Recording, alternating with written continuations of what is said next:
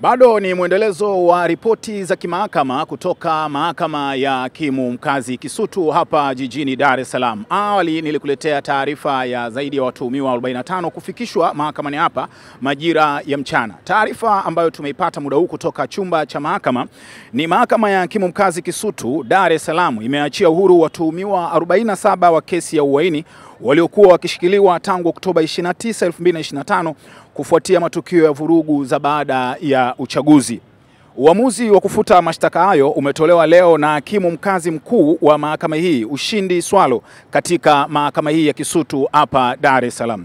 Hatua hiyo imechukuliwa baada ya upande wa mashtaka kupitia wakili wa serikali mkuu Mrema ambaye alikuwa akisaidiana na Cuthbert Mbilinyi kuwasilisha ombi la mkurugenzi wa mashtaka DPP la kutokuwa na nia ya kuendelea na mashtaka dhidi ya watuhumiwa hao 47 kati ya 48 waliokuwa wanakabiliwa na tuhuma hizo. Mtuhumiwa mmoja kati ya hawa 48 ambaye anafahamika kwa jina la Naslin Lawrence Mkangala, jina maarufu Luponzi, yeye amerudishwa mahabusu mpaka tarehe 8 Disemba ambapo kesi yake tena itakuja kwa ajili ya kutajwa. Kesi hii ilikuwa ina watuhumiwa 48, 47 wameachiwa huru.